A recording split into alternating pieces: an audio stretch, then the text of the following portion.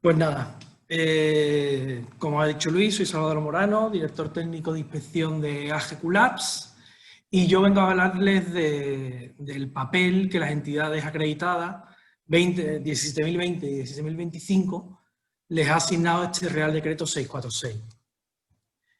Hemos estructurado la presentación en 4 bloques, en unos entraré más, en otros entraré menos. También aprovecharé que Antonio pues, ha dado bastantes pinceladas al respecto de los requisitos de acreditación respecto al control de residuos y a los planes de vigilancia. Así que nada, tenemos un apartado inicial con los requisitos de acreditación, un segundo con el procedimiento y criterios de admisión de residuos a vertedero. Luego hablaré del procedimiento de control y vigilancia, los planes de vigilancia ambiental y, por último, será muy breve el alcance de las inspecciones de la Administración. Respecto a los requisitos de acreditación, el Real Decreto establece la necesidad de figuras acreditadas. Introduce que una entidad de inspección acreditada 17.020 por ENAC u otra entidad de acreditación de un Estado de la Unión Europea sea el que realice las caracterizaciones básicas y las pruebas de cumplimiento, apoyándose siempre en laboratorios acreditados bajo la norma 17.025 y que también deban de estar acreditados bien por ENAC, bien por otro organismo europeo. Es muy importante destacar que la entidad de inspección acreditada debe ser independiente y además entiendo que es la figura que busca realmente el Real Decreto. El que sea totalmente independiente tanto de quien genera el residuo como del vertedero.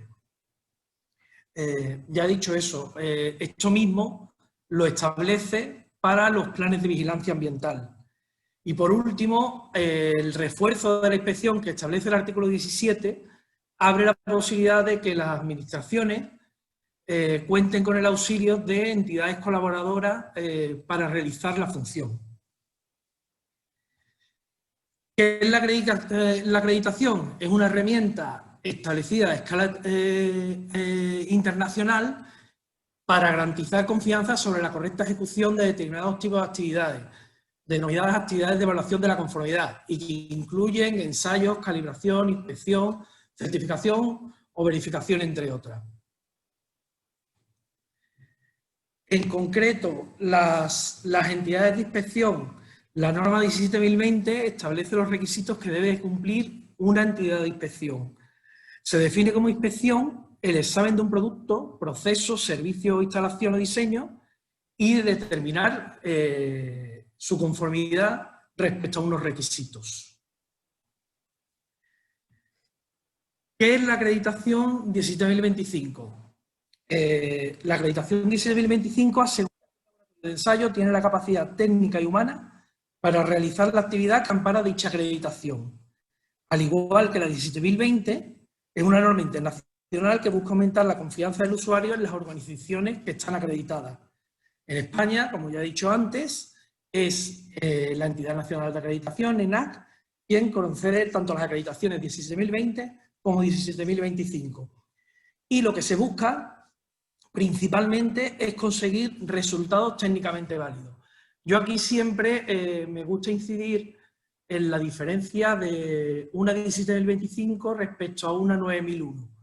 En ambos casos estamos hablando de sistemas de gestión, pero mientras que en la 9001 lo que se demuestra es que se ejecutan los trabajos conforme a los métodos establecidos, en la 17.025 se ejecutan los trabajos conforme a los métodos establecidos y además estos métodos son correctos para obtener esos resultados técnicamente válidos. Entidades colaboradoras, pues personas físicas o jurídicas, públicas o privadas, que han demostrado competencia técnica en un ámbito concreto, pudiendo estar acreditadas o bien bajo 25 o bien bajo 20, o en ambas, y que están autorizadas por parte de la administración competente. Indicar que no todas las entidades acreditadas son entidades colaboradoras y que para ser entidades colaboradoras hay que cumplir los requisitos que cada comunidad autónoma o administración establezca en su territorio. Ahora entramos en el procedimiento y criterio de admisión. Esto prácticamente no ha variado, salvo la necesidad de la figura de entidad de inspección en la toma de muestra y diseño. Y luego el ensayo 17-2025. El procedimiento de admisión comienza incluso antes de trasladar los residuos al vertedero. Tiene la finalidad de garantizar que la instalación de destino es adecuada para las características del residuo e incluye las siguientes operaciones: el control documental, la comprobación de que de acuerdo con sus características físico-químicas los residuos pueden ser admitidos en el vertedero de destino, la inspección visual de los residuos recibidos, su pesaje y la inscripción en un archivo cronológico del vertedero. Lo que es la comprobación establece los 3 niveles que ya venían de la AAA. La caracterización básica, la prueba de cumplimiento y la verificación in situ. Y recalcar de nuevo el requisito de diseño de muestra y toma de muestra por entidad acreditada bajo la norma 17.020. Y además, importante, no todas las entidades de inspección acreditadas bajo la norma 17.020 pueden realizar este tipo de trabajo, solamente aquellas que tengan el ámbito residuos y dentro de sus operaciones de caracterización las de admisión a vertedero. ¿En qué consiste la caracterización básica? Pues obtener información del residuo, detectar variables principales que compondrán las pruebas de cumplimiento, establecer la periodicidad con la que deben de ejecutarse esas pruebas de cumplimiento y evaluar los residuos respecto a unos valores límites establecidos previamente. Tiene especial relevancia la comprobación, ¿vale? Y es obligatoria en todos los casos. Es responsabilidad del productor del residuo y abarca un conjunto de aspectos que se incluyen en los puntos 1.1.2 del anexo 2 y los ensayos conforme al punto 1.1.3 del anexo 2. De todos estos puntos que requiere la caracterización básica, quiero incidir que los datos de la composición del residuo, en algunas ocasiones no será posible realizar una determinación de la composición química y el comportamiento de la lisivación, entonces se puede utilizar lo que son las fracciones en peso que lo componen. Respecto a la caracterización de peligrosidad, muy importante, estamos hablando de que tenemos 842 códigos LER, de esos 408 peligrosos, 434 no peligrosos. Y entre peligrosos y no peligrosos tenemos 178 espejos y 180 en peligroso y 188 en no peligroso. Es decir, son residuos que en función de sus características pueden ser peligrosos o no peligrosos. Por lo tanto, dentro de la caracterización básica, para ese tipo de residuos es necesario la caracterización de peligrosidad.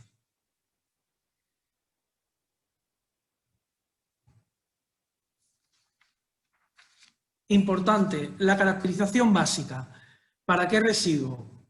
Pues tenemos dos tipos de entrada de residuos. Residuos regulares y residuos irregulares. En los residuos regulares, una vez ejecutada la caracterización básica, se procede a establecer los criterios para realizar pruebas de cumplimiento. En el caso de los residuos de producción irregular, al ser siempre cada lote diferente, siempre requerirá caracterización básica. Vuelvo a insistir, la caracterización básica es obligatoria para todos los residuos con destino a vertedero y debe realizarse en cada lote o en caso de residuos de producción regular, solo inicialmente en su caso, cuando las características de estos puedan cambiar. Es decir, si tenemos un residuo que le hemos hecho la caracterización básica, un residuo regular, y cambia alguno de sus criterios, hemos de valorar si esa caracterización básica se ve afectada por ese cambio para ampliarla.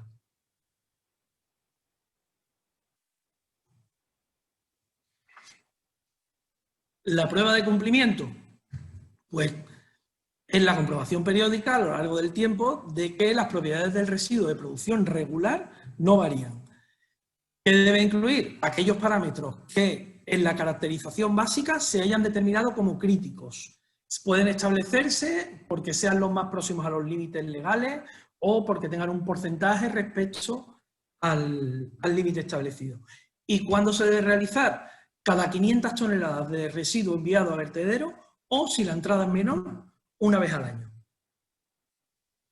La verificación in situ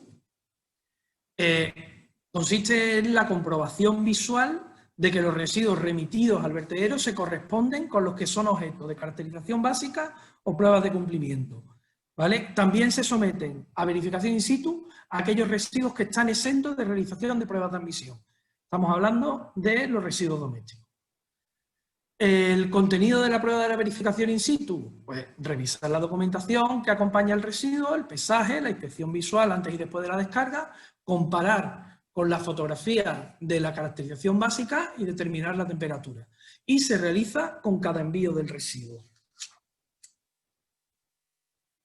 Respecto a los criterios de admisión, esto sigue invariable respecto al 1481, vamos, la AAA, pues los valores límites se fijan en el punto 2.2 del anexo 2 y se toman como referencia los de la columna de fracción de lisiviación líquido sólido 10:1.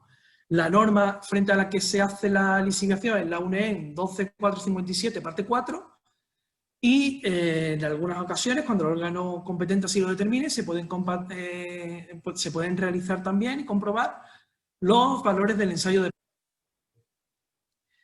Respecto a criterios de admisión de residuos inertes, se establece una lista de residuos que son admisibles sin realizar las pruebas establecidas en el apartado 1.1.3. Cabe reseñar que la mayoría de estos residuos son códigos espejo, por lo tanto, deberán ser objeto de caracterización básica, pero no de pruebas de criterios de admisión. En cuanto a criterios de admisión de no peligroso, se establecen que hay una serie de residuos, al igual que para inertes, que son admisibles sin necesidad de determinaciones analíticas.